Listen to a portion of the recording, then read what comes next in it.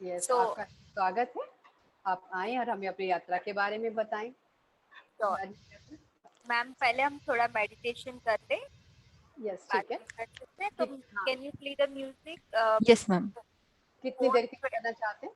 आप 420 मिनट्स तक, 420 तक। ठीक है, 4:20 तक कर लेते हैं और आप ही कराएँगी? Yes yes, I will be. बिल्कुल, wonderful wonderful, thank you ma'am. Thank you. Yes, Sameer ji आप देंगे म्यूज़िक या हाँ रश्मि जी, जी? मैं दे रही हूँ, मैं दे रही हूँ। ठीक है, थैंक यू।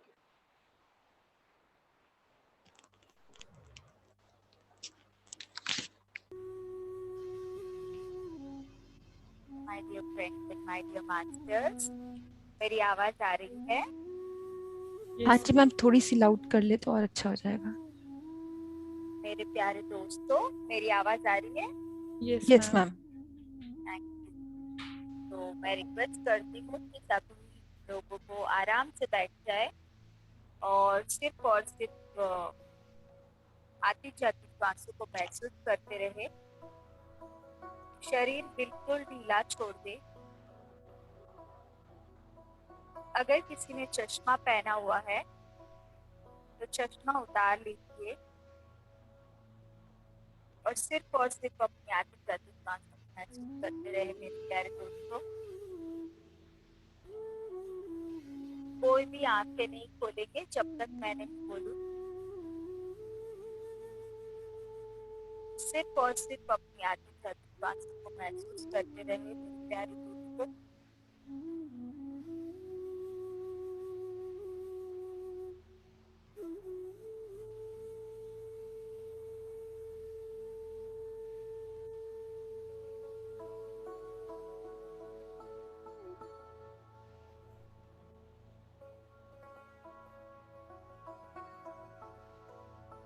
होस्ट बना दिए है ना?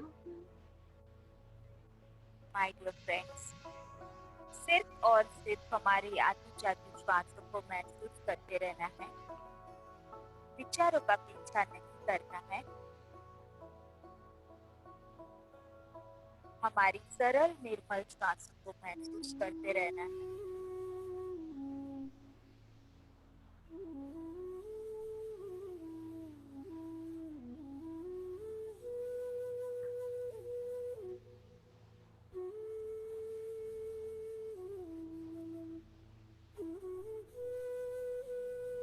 ध्यान एक अद्भुत यात्रा है मेरे प्यारे दोस्तों। स्वयं के करीब आने, अपने आप को जानने की यात्रा है।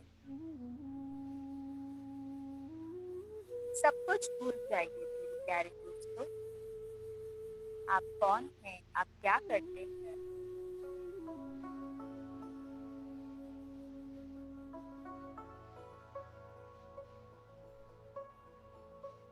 कोई भी आंखें नहीं खोले मेरे प्यारे दोस्तों।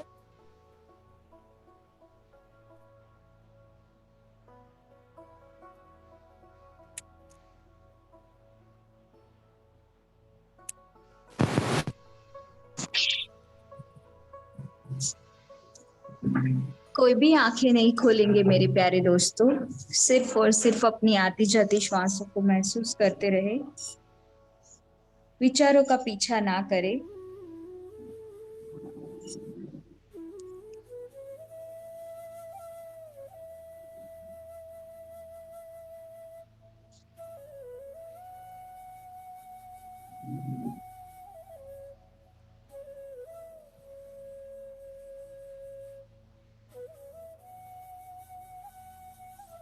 ध्यान का मतलब है अपने आप को जानना, स्वयं को जानना, स्वयं के करीब आना, सब कुछ भूल जाना अपने बारे में। हम कौन हैं, हम क्या काम करते हैं, हमारा जन्म कहाँ हुआ है। हर एक जानकारी को भूल जाइए आप। अपनी सरल निर्मल श्वासों में खो जाएं।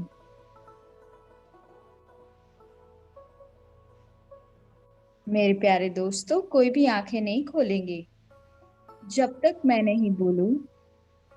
सिर्फ और सिर्फ अपनी आती जाती श्वासों को महसूस करते रहेंगे।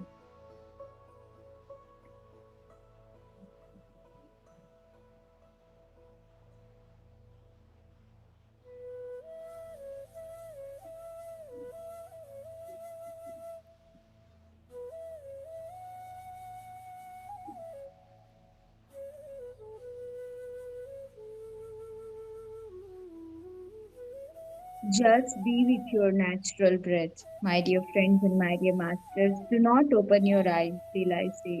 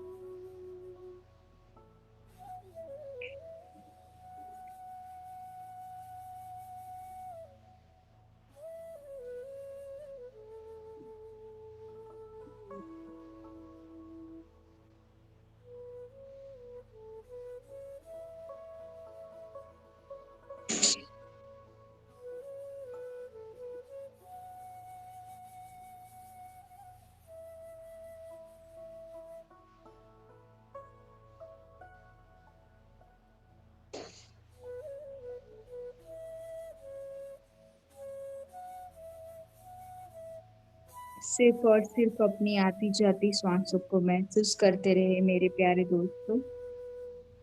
कोई भी आंखें नहीं खोलेंगे, विचारों का पीछा नहीं करेंगे।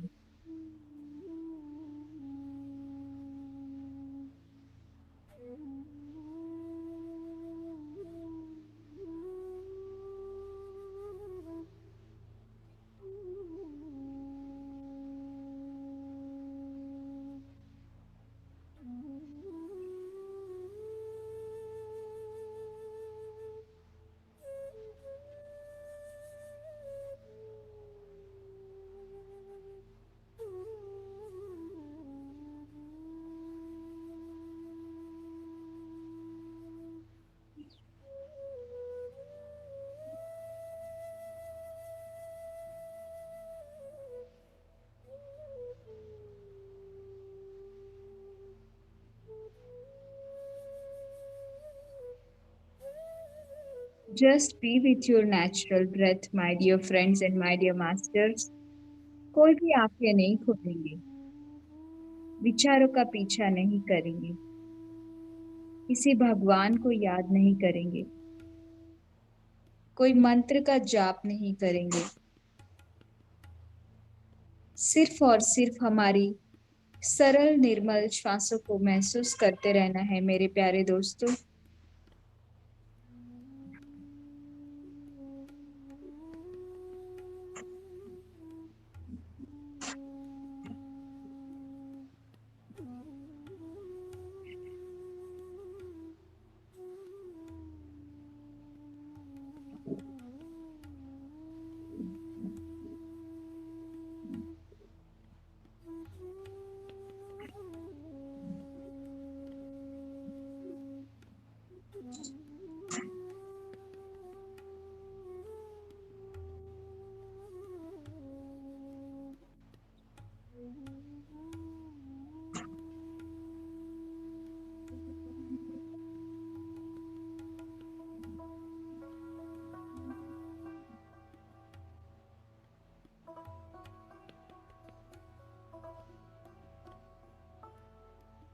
लगातार श्वासों के साथ जुड़े रहे मेरे प्यारे दोस्तों। कोई भी आंखें नहीं खोलेंगे।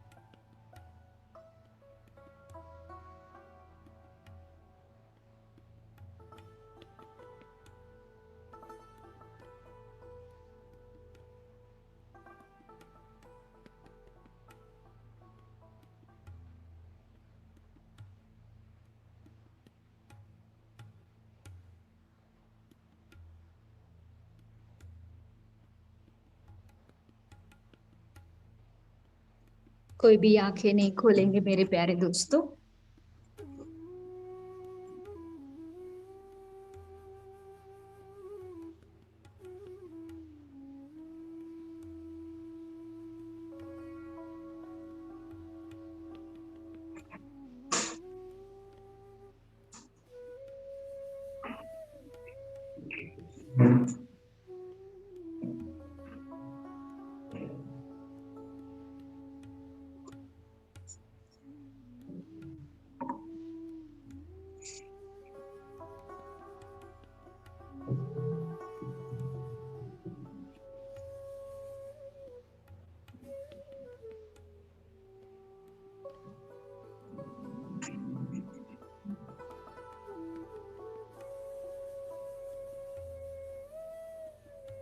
सिर्फ और सिर्फ अपनी आती जाती श्वासों को महसूस करते रहे मेरे प्यारे दोस्तों।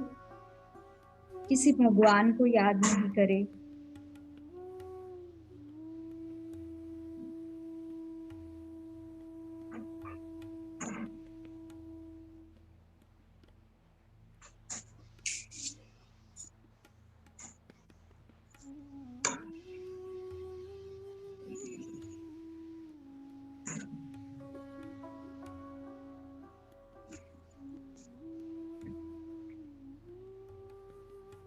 लास्ट कुछ ही मिनट तक हम श्वासों के साथ रहेंगे मेरे प्यारे दोस्तों। कोई भी आंखें नहीं खोलेंगे।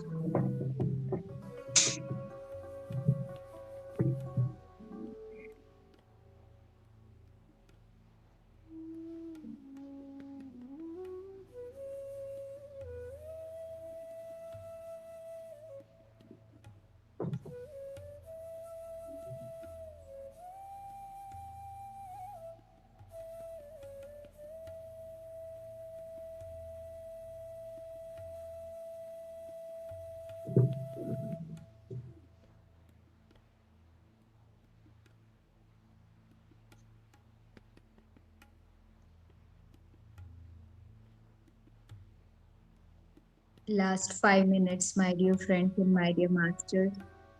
कोई भी आंखें नहीं खोलेंगे।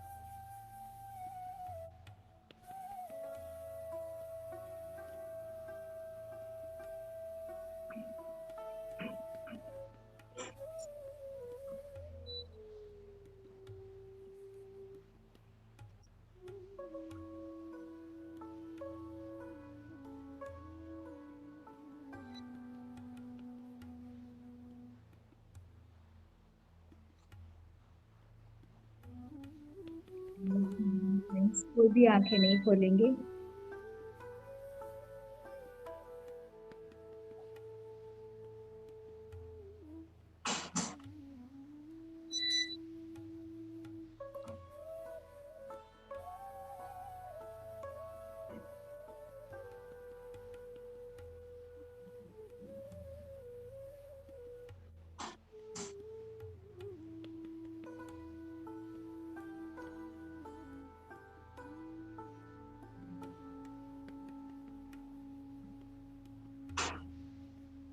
सिर्फ और सिर्फ अपनी आती जाती श्वासों को महसूस करते रहे मेरे प्यारे दोस्तों।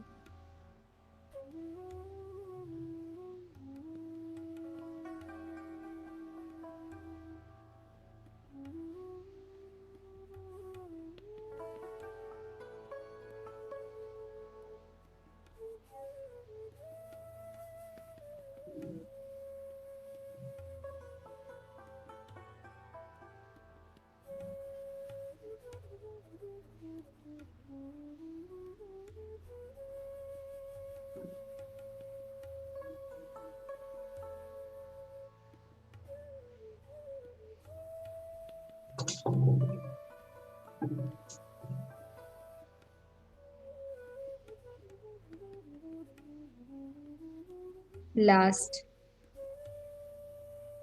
5 minutes, my dear friends.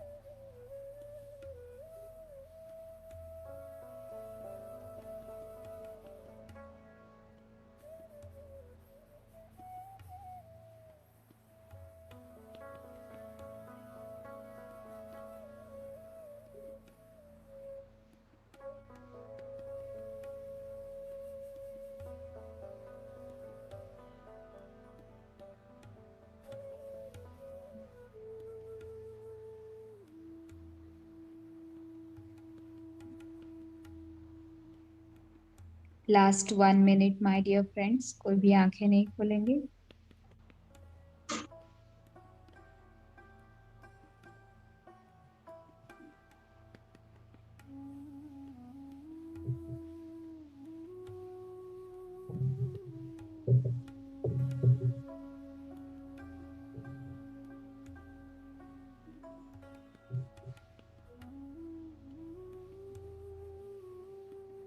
सिर्फ और सिर्फ अपनी सरल निर्मल श्वास को महसूस करना है मेरे प्यारे दोस्तों।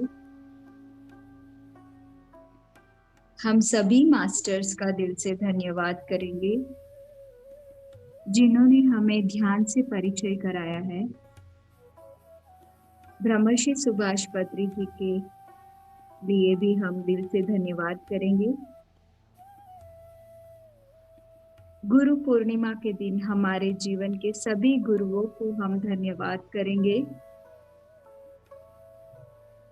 हमारे जीवन में हमें अज्ञान से प्रकाश की ओर लेके जाने में जिन जिन महान आत्माओं ने हमें मार्गदर्शन दिया है, उन सभी का दिल से धन्यवाद करेंगे मेरे प्यारे दोस्तों। कोई भी आंखें नहीं खोलेंगे। Last 10 second my dear friends.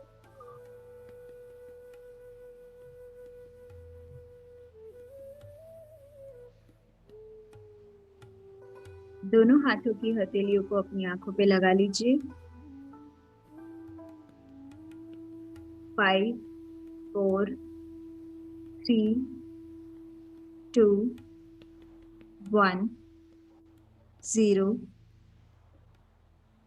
धीरे धीरे हथेलियों को हटाते हुए आप अपनी आंखें खोल सकते हो। Give a big clap to meditation, my dear friends. Thank you Swati ji, बहुत सुंदर, बहुत अच्छी एनर्जीज आ रही थी, मन नहीं था उठने का भी, बहुत अच्छी energies. Thank you Swati ma'am, thank you so much. Thank you.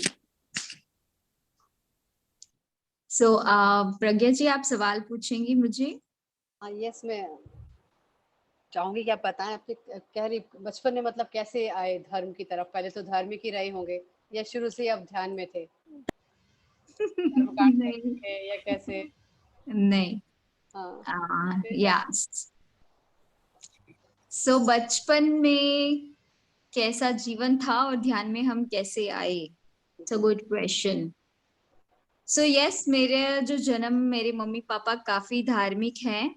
पूजा पाठ, मूर्ति पूजा, उपवास, हफ्ते में कम से कम 10 भगवान के अलग अलग दिन और उपवास रखना, ये मेरे मम्मी को देखती थी। और मेरे पापा रेगुलरली मतलब साईं बाबा का मंदिर जाते थे और रोज भगवान शिव के मंदिर जाते थे। तो मैं काफी ऑब्जर्व करती थी इन लोगों, जो भी मेरे परिवार में सब लोग काम करते थे, उनकी दिनचर्या थी। बहुत छोटी थी तो देखती रहती थी। बट आध्यात्म के प्रति इतना रुचि नहीं था। रुचि इसलिए नहीं था क्योंकि मेरे को एक दोहरापन दिखता था, मेरे स्पेशली मेरे ग्रैंडफादर या फिर जो मेरे रिलेटिव्स थे, जो इक्वली भगवान में मानते थे, पूजा पाठ करते थे। बट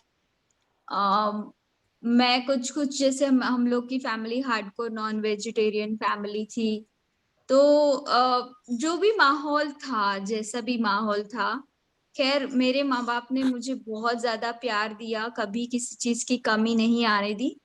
पर जो माहौल था, जो एनवायरनमेंट था, उसपे मुझे हमेशा से ऐसे लगता था कि कुछ तो कमी है जो मैं डिफाइन नहीं कर पाती थी उस वक्त, शब्दों में क्या था वो। इनफैक्ट कुछ ऐसी भी चीजें थी, जैसे हम गांव जाते थे बचपन में, तो मैं देखती थी कि कुछ पूजा पाठ में बकरी का बलिदान करना, तो वहां नजरों के सामने वो काटते थे। चिकन, हर चीज, मतलब मैंने जानवरों को ऐसे वो लोग काटते थे तो मैं देखती थी। कहीं ना कहीं मुझे वो गलत लगता था, पर मैं एक्सप्रेस नहीं कर पाती थी। ये बहुत छोटी थी तब की बात है। मेरे मन में एक ही सवाल रहता था कि अगर भगवान इस धरती पे है तो इतनी प्रॉब्लम्स क्यों हैं हर एक के घर में। हर चीज में प्रॉब्लम है सबके घर में, मेरे घर में प्रॉब्लम्स थी। कोई सुखी नहीं है, दुखी क्यों है। मेरी मम्मी को बहुत ज्यादा मतलब मेरे दादा दादी और सब लोग परिवार वाले इतना प्यार नहीं करते थे, तो वो रोती रहती थी, वो दुखी रहती थी। तो मैं ये सोचती थी कि अगर भगवान सच में है तो हम लोग दुखी क्यों हैं। तो मेरे लिए ये एक बहुत बड़ा सवाल खड़ा हो गया था। फिर ये दोहरापन देख के मैं ज्यादा इंटरेस्ट नहीं लिया, क्योंकि मैं सोचती थी कि भगवान तो है ही नहीं, ये तो ऐसे ही टाइम पास करते हैं ये लोग। तो मैं बहुत ज्यादा लॉजिकल साइंटिफिक, मुझे हर चीज का एक एक्सप्लेनेशन चाहिए कि इसका मतलब क्या है, इसका मतलब क्या है, ऐसा क्यों, ऐसा क्यों। जो सवालों के जवाब मेरे परिवार वाले मुझे देते नहीं थे, क्योंकि उन्हीं के पास नहीं थे। तो मैं काफी नास्तिक टाइप की ही थी, बोल सकते हो। मैंने चैलेंज दिया था भगवान को कि अगर आप हो तो मुझे दिखो, आप कैसे दिखते हो और आप क्या काम करते हो। क्योंकि मुझे एक्चुअली ये बहुत ज्यादा कंफ्यूजिंग दुनिया लगती है। तो मैं डायरेक्टली आपसे ही जानना चाहूंगी, क्योंकि मेरे को समझ में नहीं आ रहा है कि मुझे करना क्या है। तो ऐसे अंदर में बातें करती थी, बट मुझे इतना पता नहीं था। आध्यात्म में आने के कुछ कारण थे। जैसे मैं स्कूल जाती थी तो एक दो बार मेरे एक्सीडेंट होते होते बच गया, बहुत मेजर एक्सीडेंट। मतलब ऐसे हुआ कि एक्सीडेंट हुआ और मुझे किसी ने पकड़ के ऐसे उठा के ऐसे बगल में रख दिया हो, जिससे मेरे थोड़ी थोड़ी खरोच तो आई थी, थोड़ा थोड़ा लगा था। बट मैं एक्चुअली वो लाइफ थ्रेटनिंग एक्सीडेंट में मैं बच गई थी। ऐसे दो बार हुआ था। और मेरी नजरों के सामने मैंने ऐसे एक्सीडेंट्स में बहुत लोगों को मरते हुए देखा था। तो ये तब था कि 2004, 5, 6, जब मैं 10th 12th क्लास में पढ़ती थी। तो ये क्वेश्चन मेरे मन में आया कि मैं क्यों जिंदा हूँ, मैं भी तो मर सकती हूँ। इतने लोग मेरी नजरों के सामने मरे हैं एक सेकंड में, तो मुझे क्यों जिंदा रखा। मैं भी तो मर सकती थी। तो मुझे ऐसे अंदर से लगा कि मे बी मेरा कुछ काम है, इसीलिए मैं अभी भी हूँ, अदरवाइज मैं भी एक ही सेकंड में मर सकती हूँ। तो ये एक छोटी सी उम्र में ऐसा भी मेरे को अनुभव हुआ। उसके बाद मैं काफी पढ़ाई में इंटरेस्ट लेने लगी। बचपन पे एक पैटर्न देखती थी कि हमेशा मेरी मम्मी बीमार रहती थी, मेरी बहनें बीमार रहती थी, मैं बीमार रहती थी। महीने में हम लोग 3-4 बार डॉक्टर के पास जाते थे, दवाई खाते थे।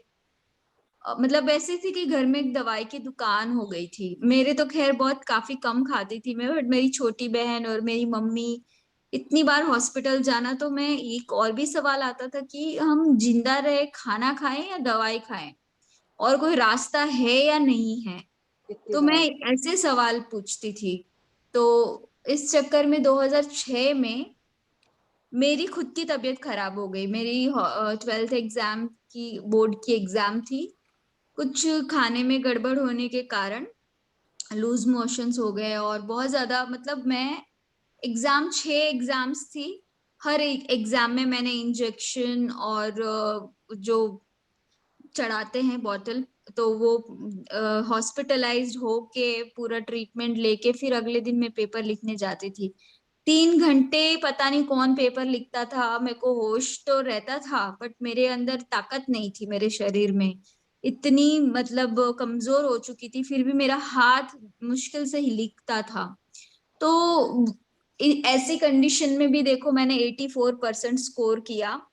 तो मुझे ये समझ में आया कि कोई तो शक्ति थी जो मुझे एक्सीडेंट करने में मर सकती थी तभी उसने बचाया। बचा लिया। कोई तो शक्ति थी जो मैं एग्जाम में फेल हो सकती थी, फिर भी उसने मेरा हाथ पकड़ के लिखा और 84% मैंने स्कोर किया, जो पॉसिबल ही नहीं है। जब मैं होश में ही नहीं हूं तो मैं मतलब मुझे याद तो सब है, पढ़ा है पूरे साल भर, बट एक शक्ति भी तो होनी चाहिए ना कोई काम करने की। यस, फिर भी लिखने की वो शक्ति। शक्ति। हाँ जी। तो ऐसे मेरे को कुछ इंसिडेंट्स हुए। तीसरी अदृश्य शक्ति का मेरे को कहाँ अनुभव हुआ कि मेरी मम्मी हॉस्पिटल में हॉस्पिटलाइज हो गई थी। तो वहां पे जब मेरी मम्मी गई तो घर में सारे जितने भी इलेक्ट्रॉनिक आइटम्स थे, जैसे कि TV, fridge, telephone, washing machine, सब कुछ ऐसे बंद हो गए थे, मतलब काम करने बंद हो गए थे। 2-3 दिन मैं अकेली थी, घर से बड़ी थी, वैसे छोटी थी पर घर में सबसे बड़ी थी, तो मुझे ही खाना बनाना पड़ता था, मम्मी के लिए भेजना पड़ता था। तो मैं सोचती थी कि ये बंद क्यों हो गए हैं, और कोई आ भी नहीं था, सब लोग बिजी थे हॉस्पिटल में। अब जैसे मेरी मम्मी आई ना, उसी पल सारे आइटम्स ऑन हो गए एक ही टाइम पे। अपने तो आप? मैंने, हाँ, फिर मैंने पूछा, मेरे मम्मी को बोला कि मम्मी ऐसे कैसे हो गया, मैं 3-4 दिन से स्ट्रगल कर रही हूँ, सारा काम मुझे करना पड़ रहा है, कोई भी फोन नहीं चल रहा है, किससे फोन करूं मैं, वॉशिंग मशीन नहीं चल रहा है, मतलब पंखा नहीं चल रहा है, लाइट ठीक से कोई काम, मतलब इलेक्ट्रॉनिक आइटम्स लाइट के अलावा सब कुछ ना के बराबर बंद थे। तो मैंने बोला कि ये तो बहुत गजब की बात है। तो उस पल मुझे ऐसा एहसास हुआ कि कहीं कुछ कनेक्शन था मेरी मम्मी का, और सारे ये इलेक्ट्रॉनिक गैजेट्स थे, उनके पर्सनल कनेक्शन था। तो मुझे ये लगा कि मे बी मेरी मम्मी की सोल को वो ज्यादा पसंद करते हैं कंपेयर टू मुझे। तो मुझे लगा कि जो घर में हम निर्जीव चीजें मानते हैं, एक्चुअली निर्जीव नहीं है, उनमें भी इमोशन और भावना है, ऐसा मुझे उस 2005 में मुझे ऐसा एहसास हुआ। तो ऐसी कुछ घटनाएं घटी। 2006 में, जैसे मैंने बोला, मेरी बहुत ज्यादा तबीयत खराब हो गई थी, तो मैंने फिर निर्णय लिया कि अब मेरे घर वाले ठीक हो या ना हो, मुझे तो मेरी तबीयत को बिल्कुल ठीक करना है, और कारण जानना है कि तबीयत क्यों खराब होती है, क्यों मैं बार बार बीमार पड़ती हूँ, इसका मूल कारण क्या है, मैं जानना चाहती हूँ। उसी दौरान मैं फिर बाबा रामदेव जी का वो आस्था चैनल पे रोज सुबह मेरे पापा योगा करते थे, आसनास करते थे, तो मैंने उनको ज्वाइन किया, उनको काफी सुना। तो उन्होंने एक ही पॉइंट बोला कि शाकाहार भोजन लेना चाहिए, मांसाहार नहीं लेना चाहिए, शाकाहार भोजन से हम स्वस्थ रह सकते हैं।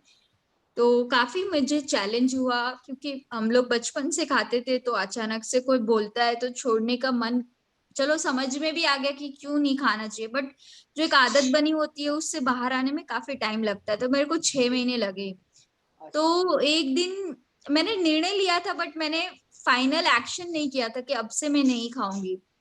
तो मैं एक दिन चिकन ही खा रही थी, आई थिंक इट वॉज 1 जनवरी 2007।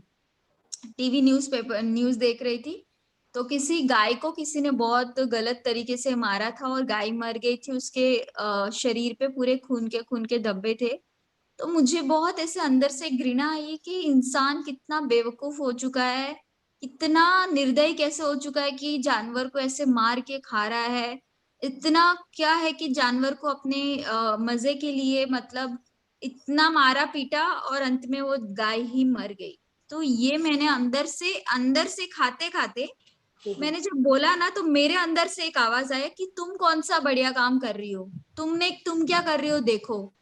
फिर मैंने देखा, तो फिर देखा मैं भी चिकन खा रही हूँ।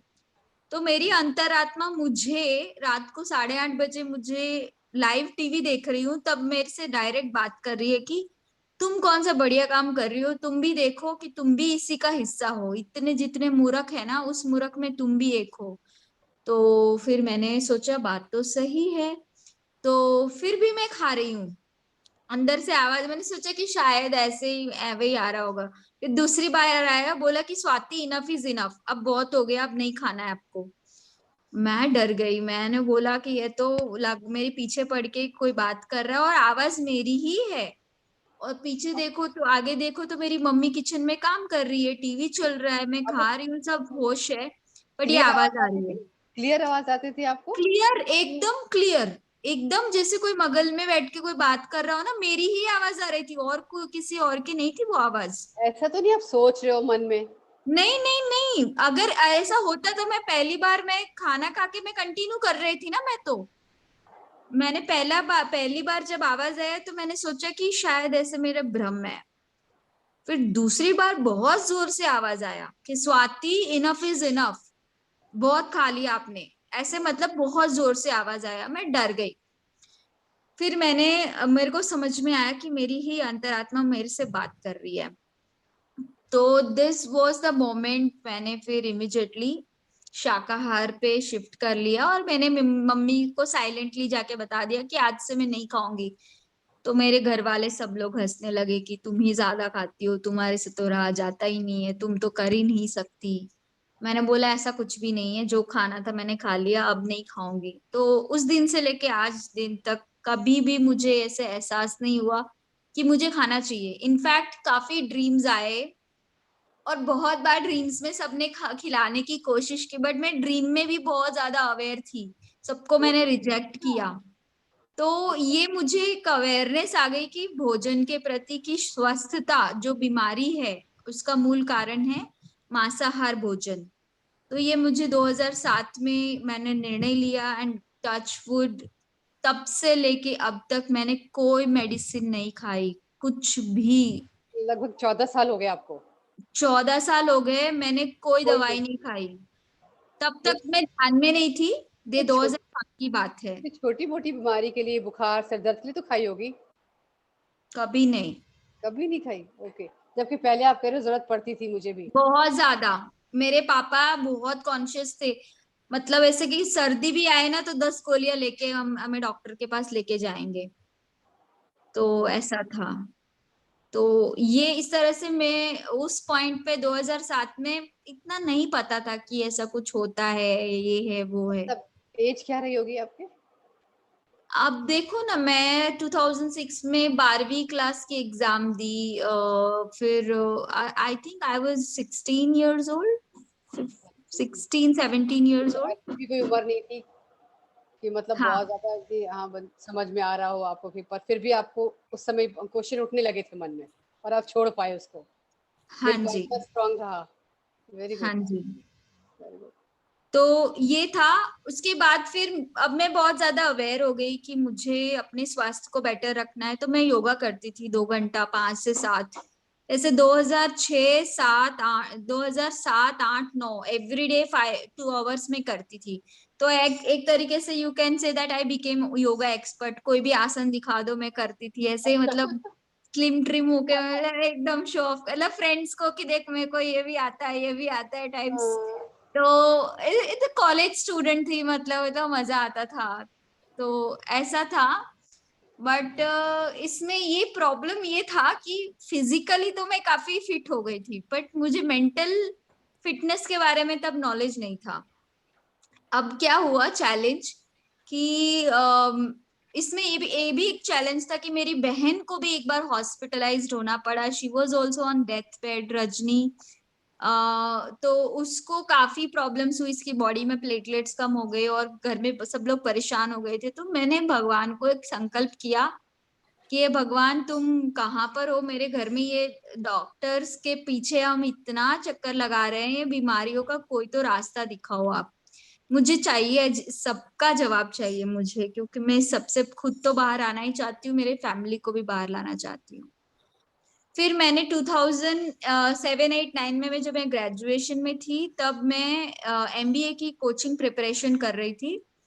तब मैं काफी डिप्रेशन में चली गई थी 2008 में, क्योंकि सारा पढ़ाई इंग्लिश में था और मैंने 12th तक गुजराती में पढ़ा था। तो आगे का जो पढ़ाई है उसके लिए मैं काफी चिंतित हो गई थी कि मैं कैसे अकेली रहूंगी, कैसे जाऊंगी, कैसे पढ़ूंगी।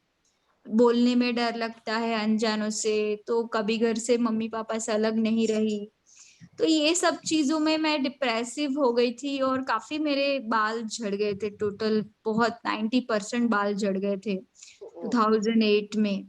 तो मुझे एक चीज तो समझ में आया कि दो आई एम फिजिकली फिट, दिखने में किसी को अंदाजा नहीं लगेगा कि मैं ऐसी प्रॉब्लम से गुजर रही हूँ, बट अंदर से मैं काफी टूट चुकी थी, परेशान थी, मेंटली ब्रेक हो गई थी। तो फॉर दैट मोमेंट मुझे रियलाइज हुआ कि मेंटल हेल्थ कितनी इंपॉर्टेंट है। क्योंकि जब नेगेटिव विचारों में आदमी जाता है तो फिर वापस आना, खुद से वापस आना बहुत मुश्किल हो जाता है। बिल्कुल। तो 2010 में जब मेरी कॉलेज की एग्जाम नहीं, एमबीए की कैट की एग्जाम होने से 1 महीने पहले ध्यान आया मेरे लाइफ में जब पहली बार किशोर सर जो ऋषिकेश में रहते हैं वो सूरत आए थे, और मेरे मामा जो है डॉक्टर नरसैया जिन्होंने पिरामिड बनवाया है, तो वो लोग हमारे पास आए थे क्योंकि वो मेरे क्लोज फैमिली मेंबर हैं। तो उन्होंने बोला मेरे पापा को कि ऐसे ऐसे ध्यान के मास्टर आ रहे हैं हैदराबाद से, हमें क्लास में चलो आप लोग। तो हमने पहली ही क्लास में बोला कि ये तो पागल है, आंखें बंद करने से कुछ नहीं होता। हम लोग सब जो लोग जाके मतलब रोज 8:30 से रात को 10:30 बजे तक हमको आंखें बंद करके पहली क्लास में सोचा कि तो महा बकवास है। फिर सोच के फिर वो पैम्पलेट्स जो थे पत्री जी के वो सब लेके मैं एग्जाम के बाद सोचूंगी, अभी नहीं सोचूंगी करके सब मैगजीन पैम्पलेट्स लेके हम लोग वापस आ गए थे। हम गए नहीं थे वापस, बुलाया था बहुत बार, हम नहीं गए थे।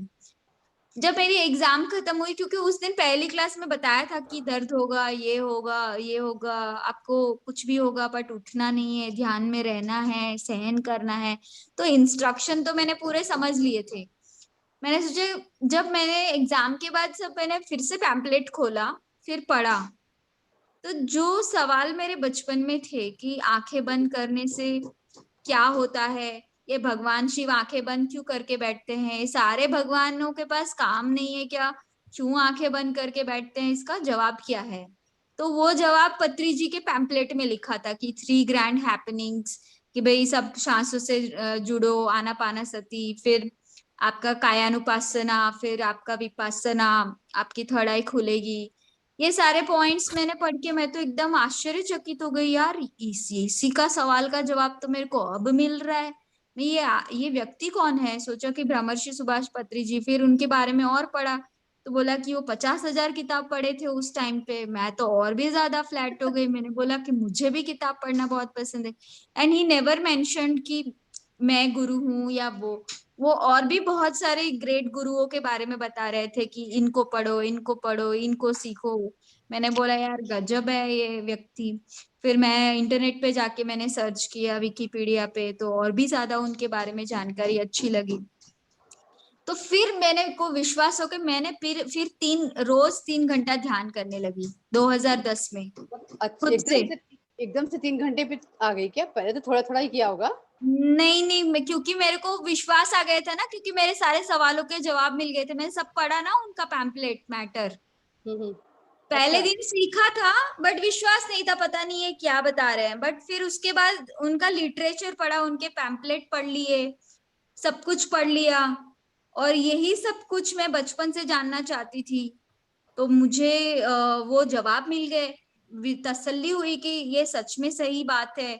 और कोई स्कूल कॉलेज में मैंने पढ़ा ही नहीं, जो जबकि मेरी इच्छा थी पढ़ने की, समझने की।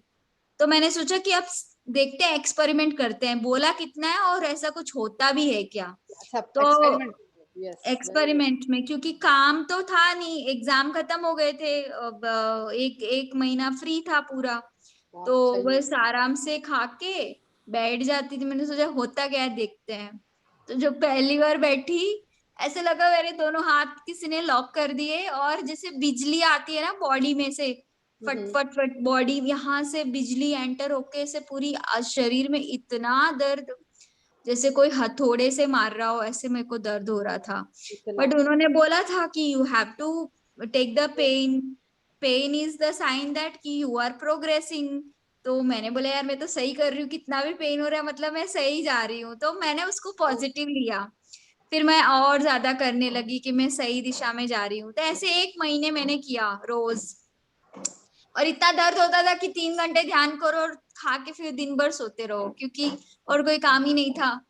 तो इस तरीके से फिर और उसी दौरान मेरे जो मामा की 2 बेटियां हैं उनसे भी मैं बात करती थी कि यार मैंने ध्यान कर रही हूँ, तुम्हारे क्या अनुभव है, तुमको तो इतने सारे कुछ दिखते हैं, मेरे को तो कुछ नहीं दिखता।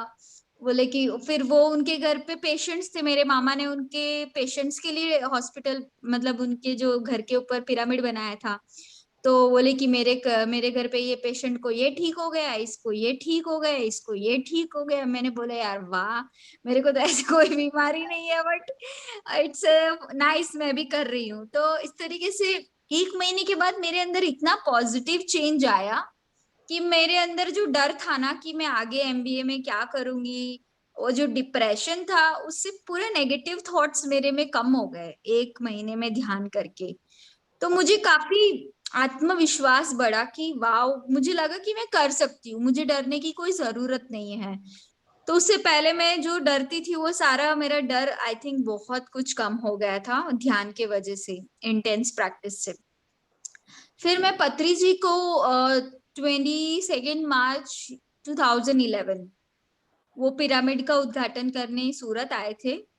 तो पहले तो मैंने सोचा कि ये तो बड़ा अच्छा प्रवचन देंगे तो सुनने जाएंगे, और ऐसे मतलब ये भी था टर्निंग पॉइंट। में बहुत अवेयर थी कि मैं जिनको मिलने जाने वाली हूँ वो मेरे लाइफ का टर्निंग पॉइंट है, ये मेरे को पहले से पता था। क्यों पता था? क्योंकि मैं पैम्पलेट बांटने गई थी ना कि ऐसे ऐसे मास्टर आ रहे हैं सूरत में, आप लोग आइए। ऐसे ध्यान प्रचार अपने आप से क्यों कर रही थी मुझे नहीं पता, किसी ने मुझे नहीं बताया था, अपने आप से मैं कर रही थी कि ऐसे कोई मास्टर आ रहे हैं, आओ आओ करके सबको इनविटेशन देने गई थी। तो एक मेरे बगल में एक डॉक्टर फिजियोथेरेपिस्ट रहती थी, बोले स्वाति तेरे को इतना इंटरेस्ट है ध्यान में? मैंने बोला हाँ, तो मैं तुझे एक वीडियो दिखाती हूँ। तो फिर मेरे को हाथ पकड़ के बिठा के 9 बजे रात को वीडियो दिखाया स्पिरिचुअल रियलिटी का। And after watching that 1 hour video तो मैं तो सो ही नहीं पाई रात को, क्योंकि मेरे को और भी ज्यादा सवालों के जवाब मिल गए थे बचपन से कि वाह। क्या क्या होता है ध्यान में। ओ, तो किस तरह के क्वेश्चन उठते थे आपके? नहीं, बस यही था ना कि ध्यान ध्यान आंखें क्यों बंद करना है, क्या जरूरत है, क्या फायदा है? जब हम काम इतने सारे पड़े हैं, आंखें खोल के हम काम कर सकते, तो आंखें बंद करने से क्या होता है? तो मेरे को वो वीडियो देख के पूरा समझ में आया कि कॉस्मिक एनर्जी हम रिसीव करते हैं, क्लींजिंग होती है, ऐसे मतलब हर स्टेज पे हम आगे बढ़ते हैं। तो पत्री जी को मिलने के एक दिन पहले मैंने ये वीडियो देख के तो मैं और भी ज्यादा पत्री जी की फैन हो गई मिलने से पहले ही। फिर जब मिली तो पत्री जी ने तो बहुत डांटा हम लोगों को कि आप लोग नॉनवेज खा, मतलब सबको डांटा जिस एरिया में थे हम लोग। बोले कि कैसे हो, आपका शरीर कब्रिस्तान है, ध्यान क्यों नहीं करते हो, शाकाहारी क्यों नहीं हो, ऐसा डांटा। मैं तो डर गई। डांट के फिर ध्यान में बिठाया 1 घंटा। फिर हम लोग ऊपर छत पे गए पिरामिड के पास। तो 2 घंटा मेरे को देखते रहे, खाना खिलाते रहे मेरे को, ये खाओ, ये खाओ, ये खाओ।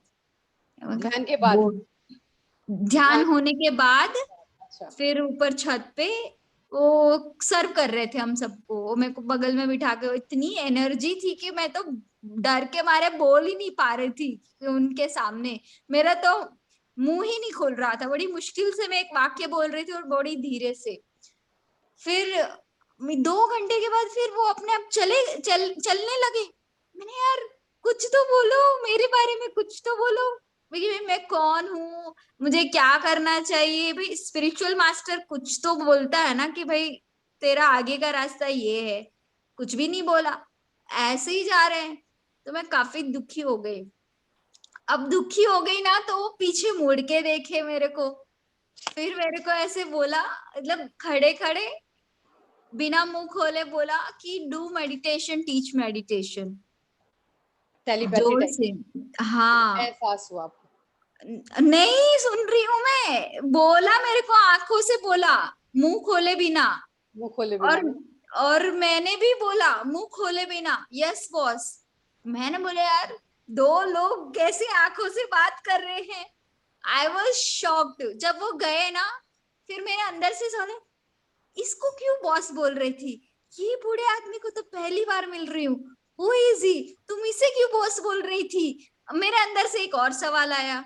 फिर मैंने अपने आप को बोला, नहीं नहीं मैं इनको जानती हूँ, मैं पहली बार नहीं मिली हूँ, मैं पहले से जानती हूँ इस व्यक्ति को। तो इस तरह से दोहरे सवाल अंदर से उठने लगे। तो उस वक्त भी मुझे एहसास हुआ कि सोल टू सोल कम्युनिकेशन हो रहा था। अब 1 बजे, दोपहर को 1 बजे इतनी भीड़ में वो मेरे को आंखों से बोल रहे हैं डू मेडिटेशन, टीच मेडिटेशन, और मैं भी बोल रही हूँ यस बॉस अंदर से। तो मैं समझ गई थी कि भाई अगर सच्चा गुरु होता है तभी वो अपनी आत्मा से बात कर सकता है। तो he it was the indication that he was my master. बस तब से लेके मेरे अंदर कभी सवाल ही नहीं आया कि ध्यान क्यों नहीं करना चाहिए। सबको पकड़ के बिठा के ध्यान कराती थी, कराती थी, कराती थी। इस तरह से ध्यान पे काफी विश्वास हुआ, बट मैं डाउट भी करती थी। फिर मेरी एमबीए में चली गई, तब मैं बहुत इरेगुलर ध्यान करती थी, कभी करती थी कभी नहीं करती थी, क्योंकि टाइम पास के लिए करना है, या फिर जब भी कोई टेंशन आ जाए तब भी करना है, रोज नहीं करना है, ऐसा कोई रूल नहीं था मेरी लाइफ में। तो ऐसे 2011 12 13 3 साल ऐसे ही किया, इतना कुछ रूटीन से नहीं किया। जब जॉब लग गई तो हम राजस्थान यहाँ पे आ गए, जयपुर। फिर क्या है कि एकदम बहुत ज्यादा घर का काम तो मम्मी पहले करती थी, अब तो सब कुछ आपको खुद ही करना पड़ेगा, जॉब का भी खुद करना पड़ेगा, हर चीज खुद करनी पड़ेगी। तो ऐसे लगा कि यार सर पे पहाड़ जैसे इतने काम आ गया। तो फिर अब लगा कि अब ध्यान करना ही पड़ेगा, अगर करूंगी नहीं तो फिर कुछ माइंड काम नहीं कर रहा है। तो मैं जिन जिन दिन ध्यान नहीं करती थी ना, तो मेरा पूरा दिन खराब जाता था, और जब मैं ध्यान करती थी तो मेरा पूरा दिन अच्छा जाता था। तो ये मैंने 6 महीने में मुझे समझ में आया, जब मैं जयपुर आई 2013 जून से लेके दिसंबर तक, ये 6 महीने में मुझे समझ में आया कि ध्यान करने से मुझे फायदा हो रहा है, ध्यान नहीं करने से मेरा दिन खराब जा रहा है। फिर मैंने सोचा यार आधा घंटा क्यों करूं, फिर मैं और भी अच्छे से रेगुलर करूं, तो फिर मैं रेगुलर करने लगी। तो मैंने सोचा कि यार मुझे ही फायदा हो रहा है या किसी और को भी हो रहा है। फिर मैं गांव में जाती थी ना, तो मैं सबको सिखाने लगी, सारे लोगों को सिखाने लगी। जयपुर में हम लोग क्लास सीखा, क्योंकि मेरे को जब तक कोई सवाल का जवाब नहीं मिलता मैं एक्सेप्ट नहीं करती। तो मैं एक बार पत्री जी को मैंने फोन करके बोला कि पत्री जी, आप तो बोलते हो कैंसर भी ठीक होता है, ये भी ठीक होता है, ये भी ठीक होता है, मैंने तो कहीं देखा नहीं है, आप तो कुछ भी बोल सकते हो, why should I believe you. मैंने ऐसे ही बोला, क्योंकि आजकल तो सभी मार्केटिंग करते हैं अपना, आप भी करते होंगे, हाँ आपने देखा भी होगा। बट ऐसे बोला। मैं नहीं, मैंने ऐसे ही फन, क्योंकि मैं पत्री जी के साथ हमेशा मजाक में बात करती हूँ तो वो अंडरस्टैंड करते हैं। मैंने बोला मैं क्यों मानू, कब मैं जब देखूंगी आंखों से तभी मैं विश्वास करूंगी, तभी मैं बोलूंगी 10 को। मैं क्यों ऐसे ही सबको मार्केटिंग क्यों करूँ आपका मेडिटेशन। चलो मेरे को फायदा हो, बट मैं ज्यादा क्यों बताऊं, कि ऐसे ओवर प्रॉमिस क्यों करूं कि कैंसर भी ठीक होता है।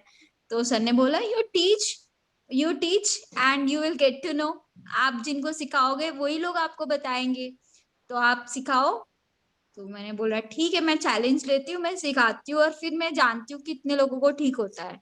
तो फिर मैंने चैलेंज लेके मैंने ध्यान सिखाना शुरू किया सबको, मतलब गांव का पता नहीं कितने हजारों लोगों, मैंने कभी गिनती नहीं की।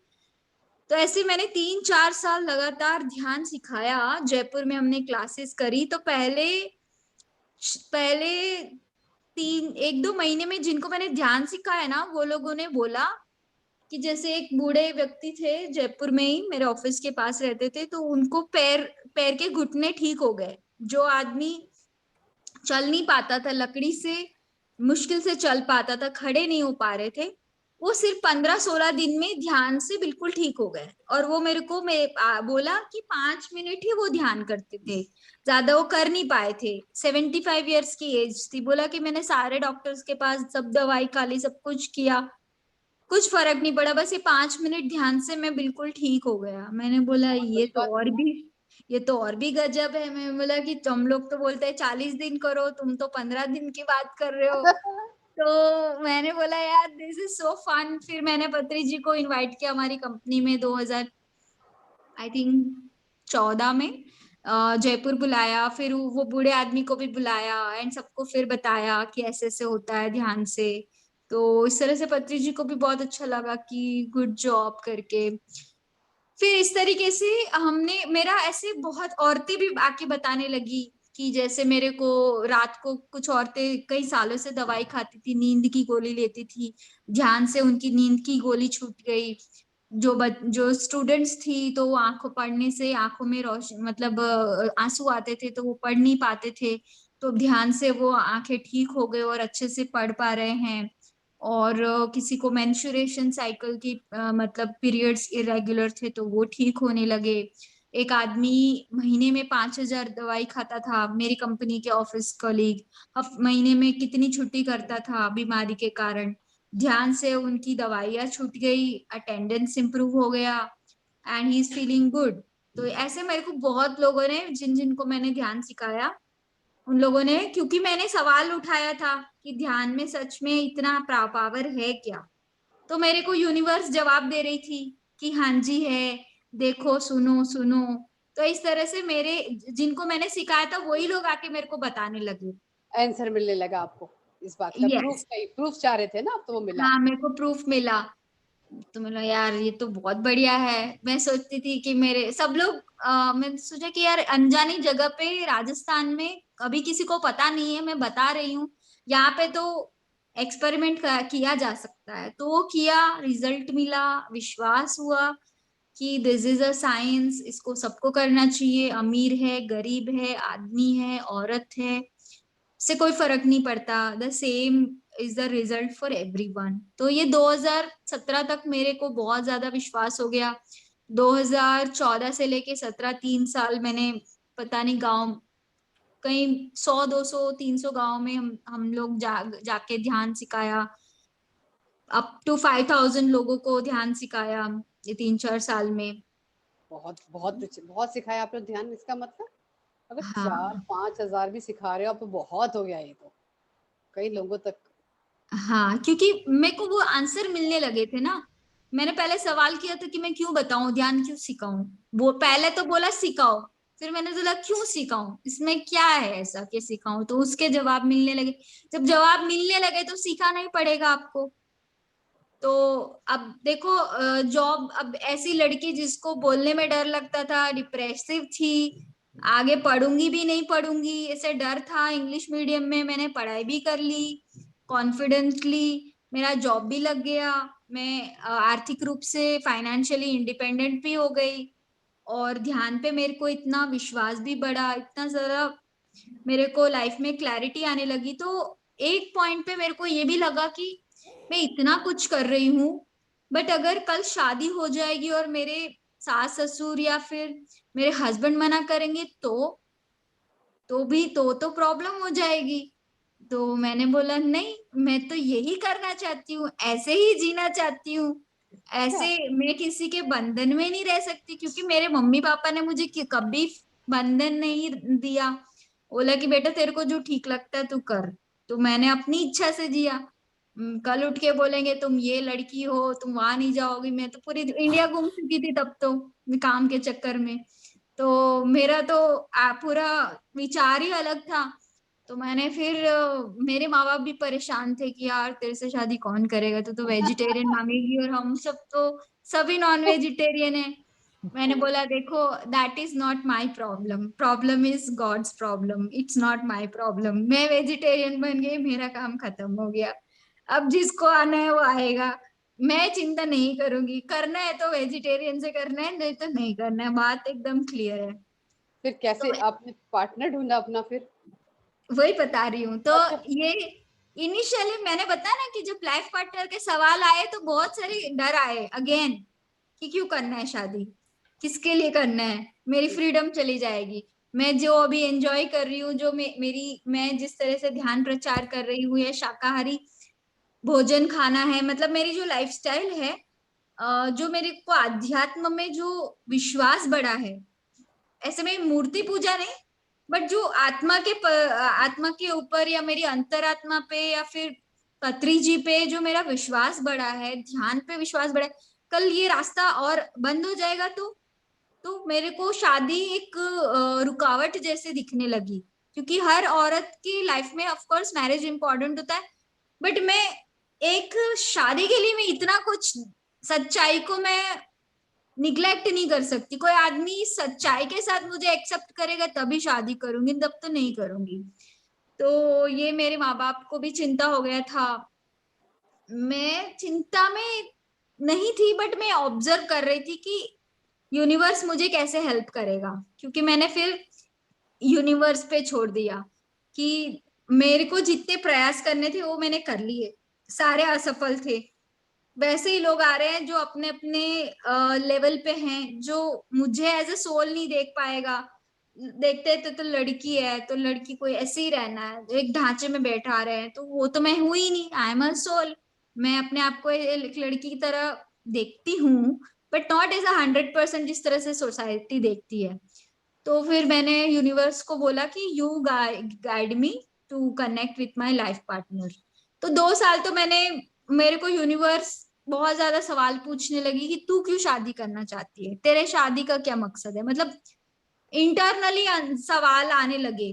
तो फिर मैं जवाब देती थी कि मैं शादी करके मैं भी और ज्यादा ध्यान प्रचार करना चाहती हूँ, एक अच्छा जीवन जीना चाहती हूँ। तो 2 साल में काफी मेरी इंटरनल वो ट्रेनिंग हो कि भाई why do you need a marriage itself, marriage की क्या जरूरत है। तो एक ही जवाब आया कि ध्यान प्रचार में और बेटर कर पाऊंगी लाइफ पार्टनर के साथ, और कोई मकसद नहीं है मेरा। तो वो वैसा मिलेगा तब ना। हाँ, तो तब तभी पता ध्यान नहीं भटक- था, तब नहीं पता था कि मिलेगा। अच्छा। विश्वास था कि मिलेगा, बट कैसे मिलेगा नहीं पता था। बट मेरे घर में मैंने सबको बता दिया कि एवरी कोई भी हो, शाकाहारी के बिना तो आगे मत देखना ही मत, भूल ही जाना। और मेडिटेटर है तो बहुत ही अच्छा है, बोनस है, बट कंडीशन नहीं है।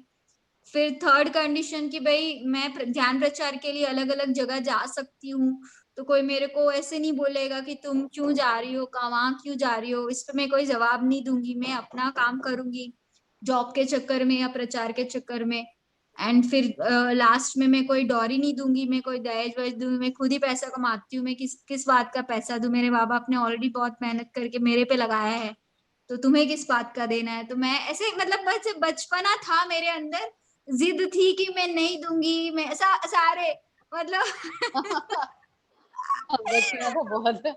हाँ। तो मैंने बहुत ज्यादा ऐसे था। फिर फिर क्या हुआ ना कि घर में मैंने क्लियरली बोला। फिर मेरी छोटी बहन और मेरे कुछ म्यूचुअल फ्रेंड से मेरे हस्बैंड जो है भार्गव रेड्डी, उनका प्रोफाइल मेरे पास आया।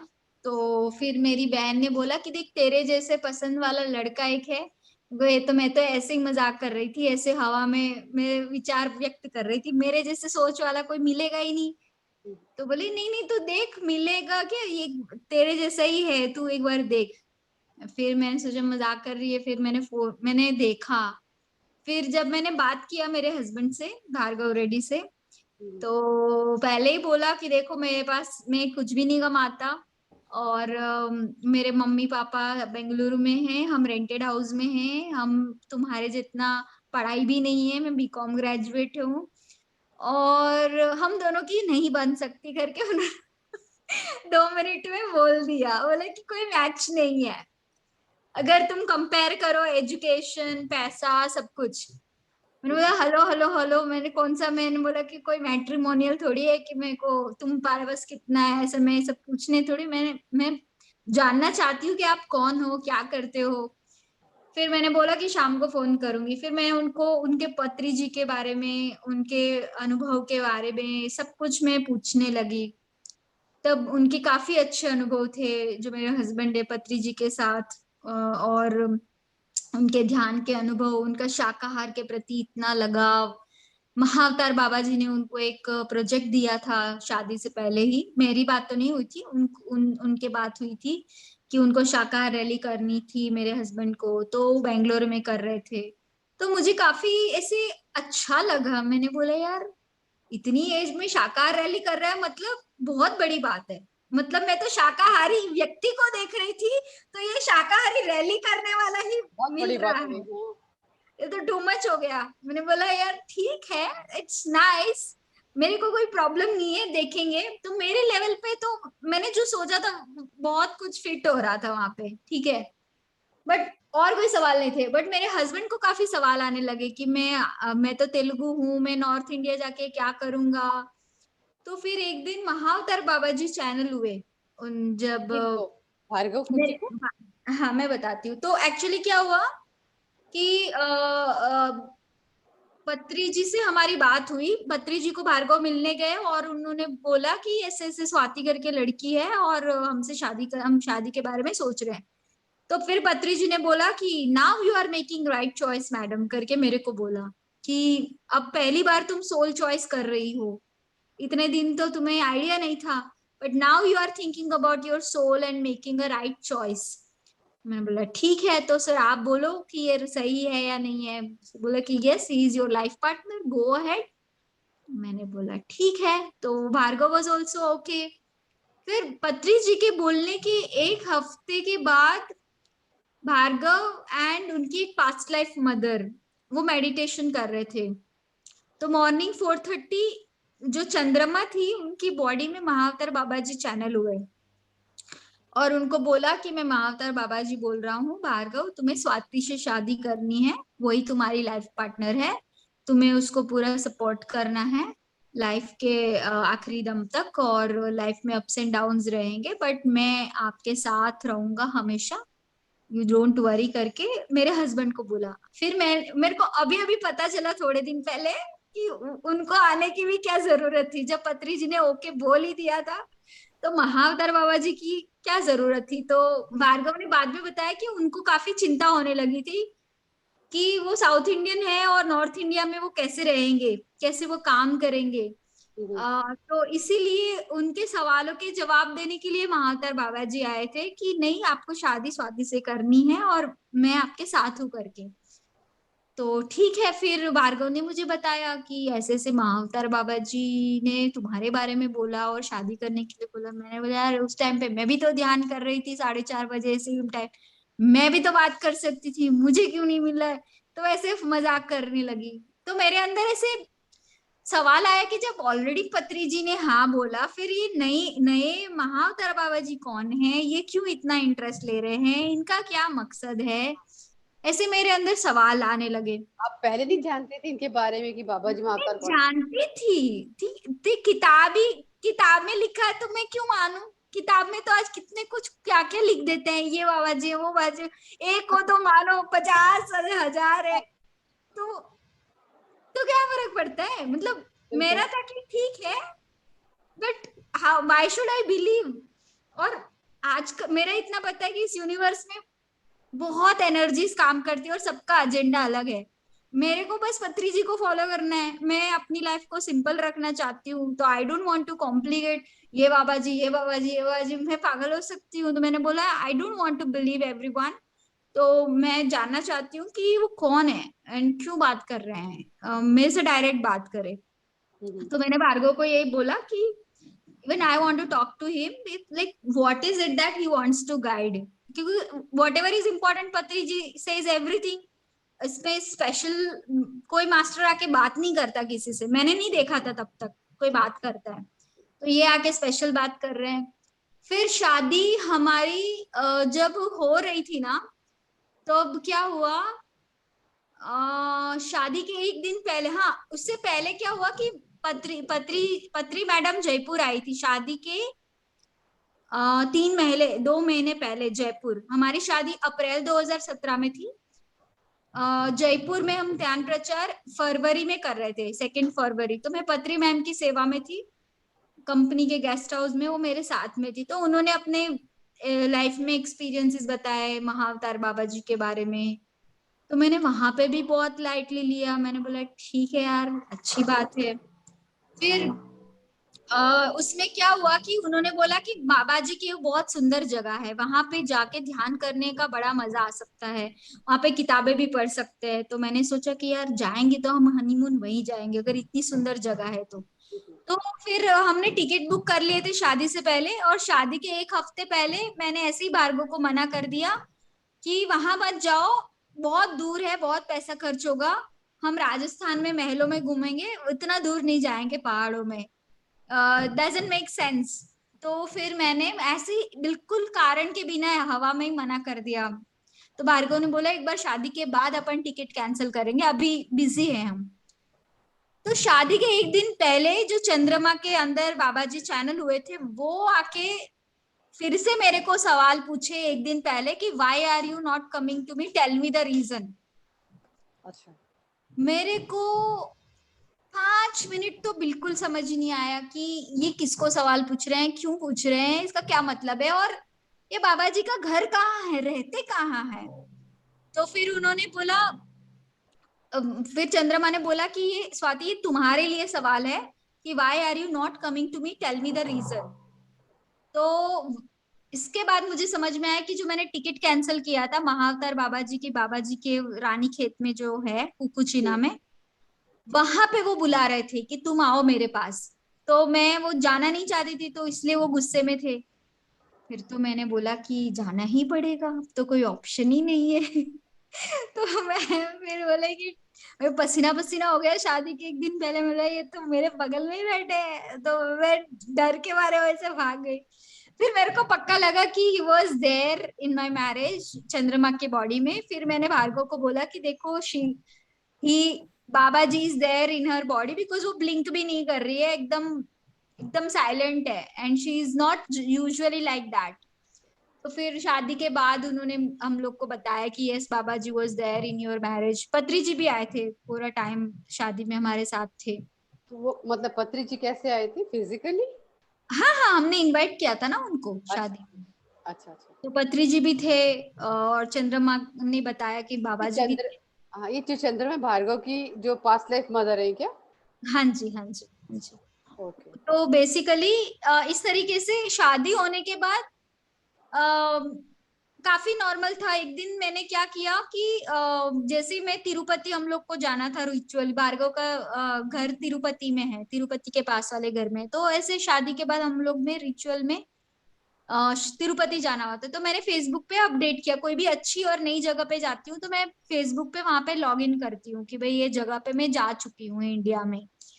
तो मैं जैसे ही लॉग इन किया तो एक पिरामिड मास्टर है सुरेश चौहान करके, राजस्थान के हैं बट वो बैंगलोर में रहते हैं। तो उन्होंने मुझे बोला कि अरे तुम तिरुपति में हो स्वाति, तो जब भी तुम बैंगलोर आओ तो मुझे जरूर मिलना। मैंने बोला ठीक है सर। फिर हम जाने वाले थे जयपुर से, सॉरी बेंगलुरु में। शादी के एक हफ्ते के बाद हम चंद्रमा को मिलने गए थे। मैं, मेरी दो छोटी बहन, भार्गव, चंद्रमा का बेटा, हम लोग ग्रुप मेडिटेशन कर रहे थे। हमारी शादी हुई थी 28 अप्रैल 2017, और एक हफ्ते के बाद 8 मई 2017, 1 वीक आफ्टर आवर मैरिज, जब हम ग्रुप मेडिटेशन कर रहे थे, तब फिर से महाअवतार बाबा जी चैनल हुए और सबको बोला आंखें बंद कर लो। तो फिर हम दोनों का हाथ पकड़ लिया जोर से। फिर मैंने तो आंखें बंद ही कर ली थी। फिर वो बताने लगी, अपने आप को इंट्रोड्यूस किया कि हाय स्वाति भार्गव, कॉन्ग्रेचुलेशंस, मैं महाअवतार बाबा जी बोल रहा हूँ, एंड मैं बहुत खुश हूँ कि आप दोनों ने शादी किया इस जन्म में, और आप दोनों को मैं इनवाइट करता हूँ पर्सनली कि आप मेरी गुफा में आए और मेरी एनर्जीज ले। तो तब मुझे एक तसल्ली हुई कि हाँ, ये जो व्यक्ति है, एनर्जी है, इसका इंटेंट बहुत प्योर है। और तब मेरे को अंदर से ऐसे विश्वास हुआ बाबा जी के ऊपर। फिर उन्होंने बताया कि लाइफ में आपके अप्स एंड डाउन्स रहेंगे, but you both are my children, आप दोनों ही मेरे बच्चे हो। आप एक कदम लो, 99 स्टेप्स मैं लूंगा आप लोगों के लिए। एंड जहाँ पे भी ईगो होता है वहां पे मैं नहीं हूँ, बट जहाँ लव है वहां पे मैं हूँ। एंड भार्गव को बोला कि चंद्रमा आपकी पिछले जन्म में काफी सेवा की है शिरडी में, तो आपको इस मदर को ध्यान रखना है, इनका ख्याल रखना है। मैं चंद्रमा के पास ही रहता हूँ, इस घर में, इस सेंटर में। तो फिर भार्गव ने हाँ बोला। फिर कुछ भार्गव के सवाल थे, कुछ मेरे सवाल थे कि मुझे क्या करना चाहिए मेरे जॉब में। तो उन्होंने बोला कि everything will come to you in your meditation, आपके सारे सवालों के जवाब आपको मेडिटेशन में ही मिलेंगे। फिर हमने, मेरे अंदर सवाल था कि क्रिया योगा या ये आनापानासती, तो उन्होंने सिंपल यही बोला कि वॉट एवर पत्री जी से सिंपली फॉलो इट। तो फिर वो भी एक क्लैरिटी आ गया। तो इस तरीके से फर्स्ट टाइम डायरेक्ट इंटरेक्शन हुआ उनके साथ, तो काफी एक विश्वास हुआ कि ये हम लोगों को एक एनर्जीज लेने के लिए वहां पे बुला रहे हैं। तो हम वहां पे गए, 5-6 दिन उत्तराखंड बाबा जी के वहां पे मेडिटेशन किया। अब क्या है कि मेरे को बार बार एक ही चीज आ रहा है कि फेसबुक, लिंक्डइन, अलग अलग सोशल मीडिया प्लेटफॉर्म, सर तुम लिखो, अलग अलग कुछ लिखो। और भार्गव को आ रहा है वेजिटेरियन रैलीज। तो हम सोच रहे थे कि हम ध्यान कर रहे हैं, हमारा इमेजिनेशन कर रहे हैं, या कुछ और है, क्योंकि इतनी ऊपर, इतनी प्रसिद्ध जगह पे हम ध्यान कर रहे हैं तो लगना भी चाहिए ना ध्यान। हमारा मन क्यों इतना ऐसे बेचैन हो रहा है, ये क्या चीज है। तो फिर हमने चंद्रमा को फिर से पूछा कि ये थॉट्स आ रहे हैं कि मुझे कंटेंट लिखना है और भार्गव को रैली करनी है, तो क्या ये सच है, क्या ये कोई बाबा जी का मैसेज है क्या? तो फिर चंद्रमा ने बोला yes, Baba ji want both of you to conduct vegetarian rally in Uttarakhand, मतलब जो बाबा जी केव के पास कुकुचिना रानी खेत वहां पे आसपास में शाकाहार रैली करनी है, आपको ध्यान प्रचार करना है। लेकिन तब तो आप हनीमून के लिए गए हुए थे ना वहां पर। हाँ देखो, हनीमून नहीं था, वो काम करवा रहे थे हमसे। मैं अच्छा बता रही हूँ ना, it was a big plan. अच्छा। तो मैं समझी, अच्छा, तो मजे तो मतलब सुंदर तो है, सब कुछ है, तो बाद में समझ में आया। फिर मैंने सोचा यार वेजिटेरियन रैली, मैं कहा ये कहा उत्तराखंड कहा, कैसे करेंगे? तो हमने तो हाँ बोल दिया ऐसे कि हाँ ठीक है हम कर लेंगे, कैसे करेंगे कुछ भी नहीं पता। फिर हम दोनों वापस आके जो मास्टर पल्लवी है जिन्होंने कन्वर्सेशंस विद महाअवतार बाबा जी, उस टाइम पे उन्होंने वो लिखा नहीं था किताब, अच्छा तो हम वहां गए क्योंकि उनके पहले से अनुभव थे, हम जानते थे, हमने उनको बताया कि यार ऐसे ऐसे हुआ और उनको वेजिटेरियन रैली करने के लिए बोल रहे हैं, हम कैसे करेंगे? तो हमने उनको एक थॉट दिया, फिर हम जयपुर आ गए। फिर 1 महीने के बाद फिर उनको भी यही थॉट आया कि भाई वेजिटेरियन रैली करना है, तो उन्होंने बोला कि आप लोग का ये टास्क है, आप परमिशन लेके आओ और आप कंटेंट लिखो, पैम्पलेट बनाओ और प्लैकार्ड्स बना लो, और फिर एज अ टीम हम जाके कर लेंगे। मैं, ठीक है। फिर उस टाइम पे मेरी जॉब छूट गई थी, भार्गव भी बड़ी मुश्किल से, चंडीगढ़ में हम लोग दोनों ही नए थे, ऐसे ही हवा में घूम रहे थे। तो फिर मैंने बोला यार कि वेजिटेरियन रैली नई जगह पे करना तो बहुत खर्चा होगा, पैसे भी नहीं है। तो हमने फिर लोन लिया, फिर बोला ठीक है कर तो लेंगे। तो अभी एक एक मिनट ऐसा हो रहा था कि क्या कर रहे हैं, क्यों कर रहे हैं। फिर हमने पूरा, मैंने वेजिटेरियन शाकाहार रैली पे पैम्पलेट बनाया हिंदी में, अच्छे से प्लैकार्ड्स डिजाइन किए, प्रिंट करवाया, हमने पूरा सामान लेके मास्टर पल्लवी और कृष्णा जी के घर गए, वहां से उनकी पूरी टीम के साथ हम बस बस में बैठ के दिल्ली से हम उत्तराखंड गए, और 2 सितंबर 3 सितंबर हमने दोनों कुकुचीना, रानीखेत, और दोनों जगह पे हमने वेजिटेरियन रैली करने से पहले एक इंसिडेंट हुआ था कि हम दोनों परमिशन लेने गए थे वहां पे, वहां की आईपीएस ऑफिसर से। तो आईपीएस हमने सोचा कि परमिशन देगी कि नहीं देगी, तो जब हम 2 घंटा लोग डर रहे थे उनकी ऑफिस के बाहर, तो हम सोचे कि शायद वो बहुत डरावनी होगी, बहुत परेशान करेंगी, नहीं देंगी, तो हम इतना खर्चा करके कहाँ जयपुर से उत्तराखंड सिर्फ परमिशन लेने के लिए आए हैं, अगर मना कर देगी तो। जैसे हम गए ना, तो मैंने 2 मिनट में बोला कि ma'am we want to do vegetarian rally, blah blah blah. है really, I am ready to, तुरंत साइन कर दिया। बोला अच्छा, you are meditators, can you teach us meditation, हमारे बहुत पुलिस स्टाफ है, उन सबको मेडिटेशन की जरूरत है, क्या आप लोग सिखाओगे क्या? मैंने, यार तो ये तो हमारे दिल पे एकदम पत्थर उठ गया, बहुत खुश हो गए, परमिशन मिल गया हमने वहां पे। फिर जब वेजिटेरियन रैली, अब परमिशन लेके जब हम वापस जा रहे थे ना, तो काफी ऐसे परेशान हो गए थे क्योंकि समझ नहीं आ रहा था। तो भार्गव और मेरे बीच में झगड़ा हो गया, भार्गव बोले कि तू तो ऐसे ही पैसा खर्च करती है, कोई नेगोशिएशन नहीं करती है, बार्गेनिंग, सबको ऐसे पैसे देती रहती है, तुझे पता है ना नहीं है। तो मैंने बोला यार क्या, एक एक 100 100 रुपए के लिए सबको मैं जगह चिंदी की तरफ मना करूँ क्या? अब बेचारे मेहनत करे। बोले कि नहीं हमारे पास भी तो नहीं है, तो हम ऐसे कैसे दे दे, तुम नेगोशिएट नहीं करती, बार्गेनिंग नहीं करती। तो फिर मेरे को गुस्सा आके मैं सो गई।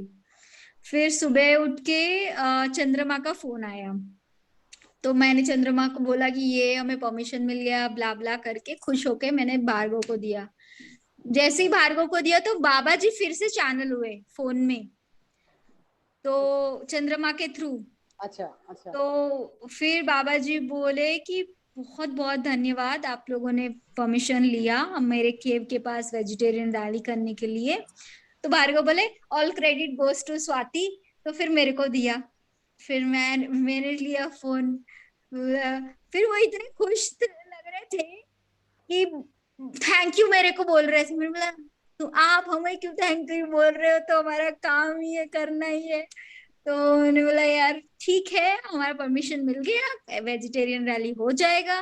आप खुश हो तो हम ऐसा काम, आपको जो काम खुशी देगा वही हम काम करेंगे। तो वो तो मैंने बोल दिया। फिर मैं रोने लगी। मैंने बोला यार बाबा जी एक सवाल बताओ, मेरे को एक जन दिखाओ कि शादी के बाद कोई लोन लेके वेजिटेरियन रैली करते, एक जन दिखा दो आप। तो मैं रोने लगी। तो वो फिर मेरे को तेलुगु में बोले कि इंसान दुख में जितना सीखता है, मतलब भगवत गीता पढ़ी है क्या, भगवत गीता नहीं पढ़ा है क्या तुमने? फिर मैं एक्चुअली मैंने नहीं पढ़ा था। तो फिर बोला कि अर्जुन को कृष्णा ने क्या बोला था, भूल गई क्या तुम? बोला कि इंसान जो दुख में सीखता है उतना सुख में नहीं सीखता। तो तुम्हारे साथ तो मैं हमेशा हूँ, और तुम एक स्टेप लो, 99 स्टेप मैं ले रहा हूँ, तुम everything will come to you in the divine time. तो मैंने बोला बस वही चाहिए मुझे, क्या मिलेगा क्या जाएगा मुझे उससे कोई फर्क नहीं पड़ता। I want your presence because this journey is very important, जो हम दोनों साथ में मिलके लेना चाहते हैं, आपकी प्रेजेंस की जरूरत है। तो बोला कि मैं हमेशा आपके साथ हूँ, यू जस्ट डोंट वरी।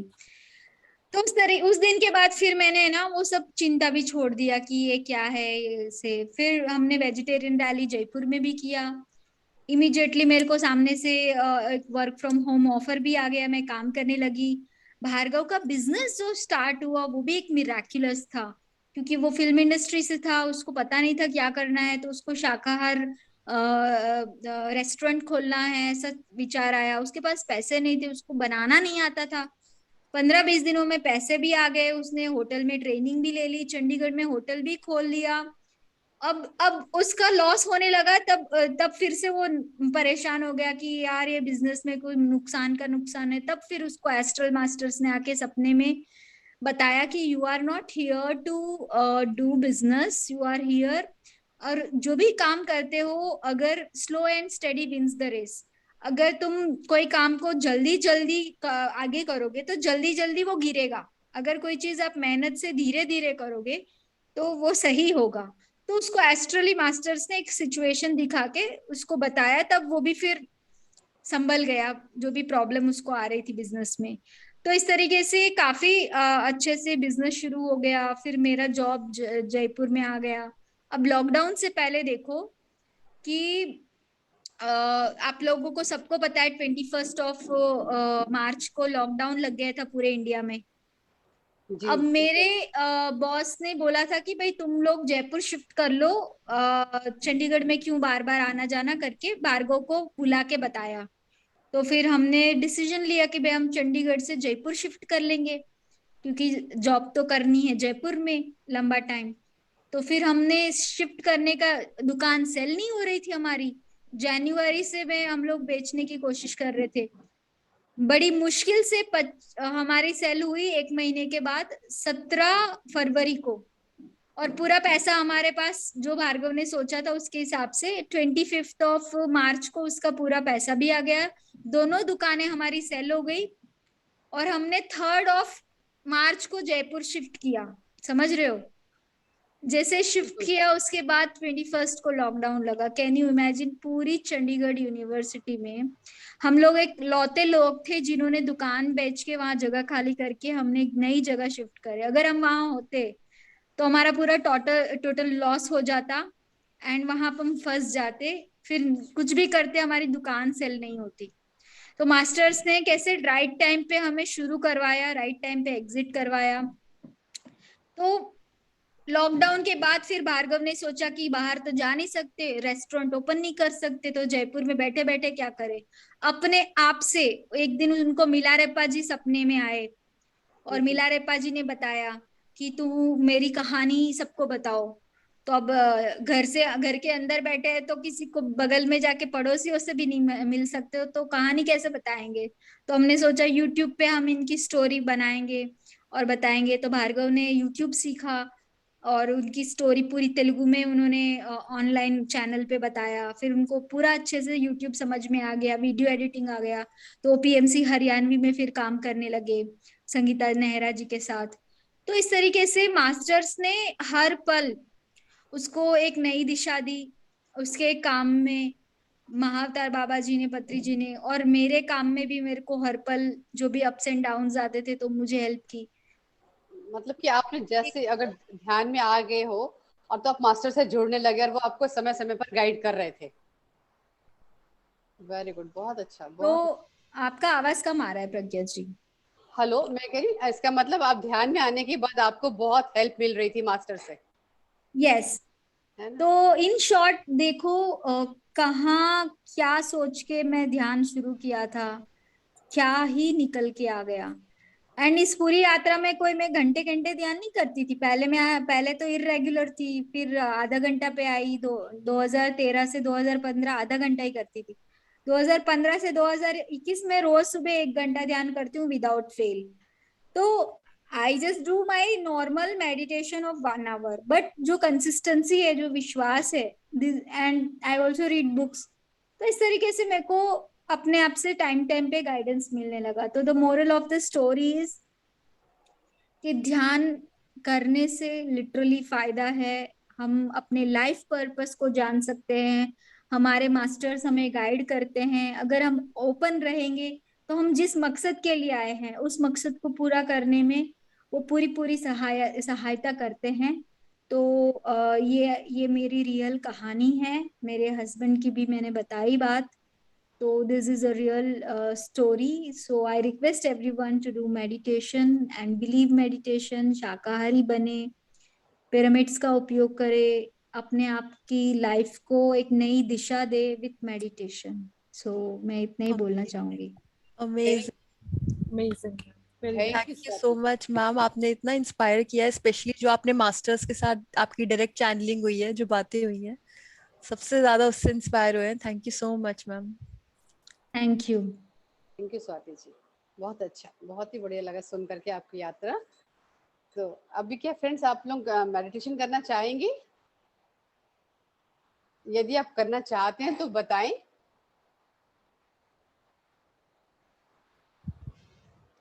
दोबारा करना